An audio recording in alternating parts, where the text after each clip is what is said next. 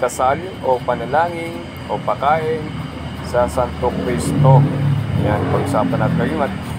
Kapahagingan nyo yung kagimat sa agimat. Ang panalangin na gagamitin nyo dito sa Santo Cristo. Tara, let's go!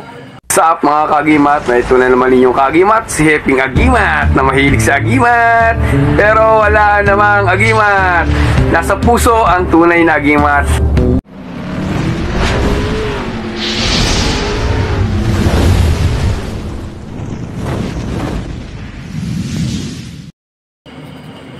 Yan kagimat to.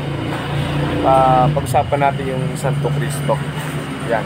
Ito yung isang panalangin ng Santo Cristo na sa napakahusay po na panalangin na ginagamit po sa Santo Cristo, pangkaligtasan po at sabala.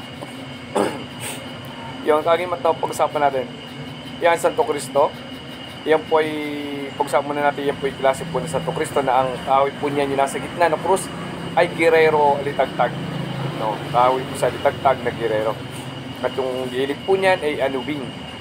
Yan kagimat, yan po yung Santo Cristo na pag-uusapan natin na gamit sa iba't ibang klase ng kaligtasan at sabala. Isa po sa istorya na magaling sa bala, babahagi sa inyo yung Santo Cristo na panalangin o dasal ng pagkain na gagamitin nyo sa Santo Cristo. Mas magaling po kagimat, no? Ito, let's go. Yeah. Yung mga panalangin nitong gato Santo Cristo, kagimat ko, yung anubing na yan ay nabahagi natin sa Amerika. Isang kaibigan na kapinsan natin, no, sinubukan din sa bala, ginamit sa Amerika po na baril po, ginamit po nila, hindi po pinutukan.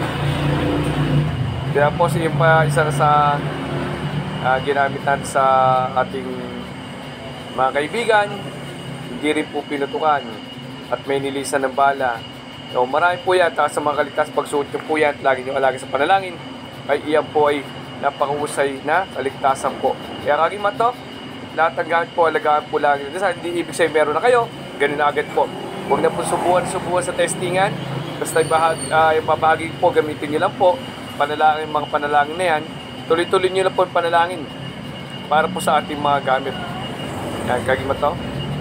Ito po, sa ating pagkaingatan, yung panalangin na to, dahil babahagi ninyo kagimat to. Ito matagal ko na pong ginagamit. Yan. Sana yung mga tulong po sa inyo. Ang konting alaman yung kagimat. Basta buksan nyo muna po. Buksan nyo, ipasok panalangin. Maganda pa sa huli. Lagyan nyo ng high tone sa huli para lalo lumalakas po after panalangin.